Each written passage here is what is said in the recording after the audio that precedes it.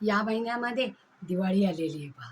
म्हणून सिंह राशीच्या लोकांना सगळ्यात अगोदर दिवाळीच्या हार्दिक शुभेच्छा. ही दिवाळी तुम्हाला सुखाची, समाधानाची, आरोग्याची आणि समृद्धीची जाऊ दे. आता सिंह राशीचा विचार करताना व्यक्तिमत्वाच्या दृष्टिकोनातून तुमच्याकडे सगळेजण आकर्षित होतील. यश तुम्ही मिळवणारच आहात. त्यासाठी तुमच्यात प्रचंड आत्मविश्वास असेल. या काळात तुमच्यासाठी प्रवासाचे देखील योग बनत आहेत.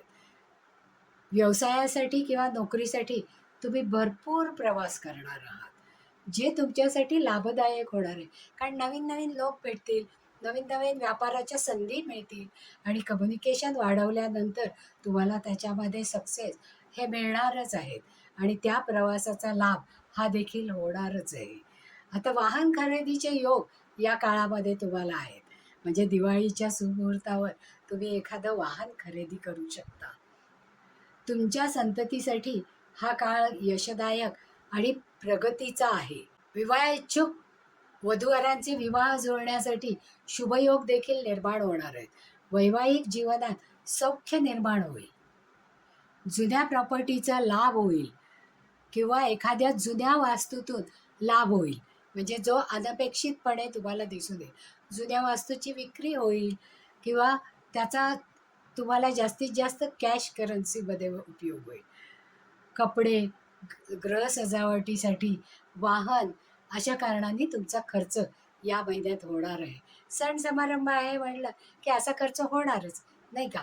अशा कारणाने तुम्ही जो खर्च कराल तो जास्त उपयोगी आणि कुटुंबाला समाधान देणारा असेल.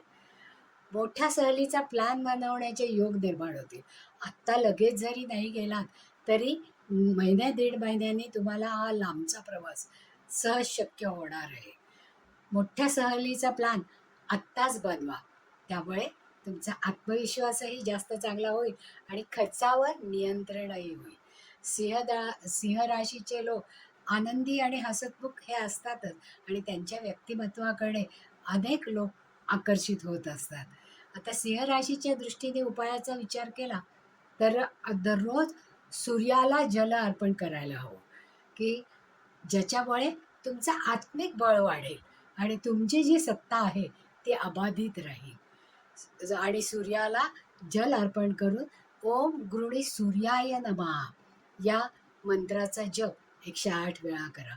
अगदीच नाही जमलं तर रविवारी तरी करा.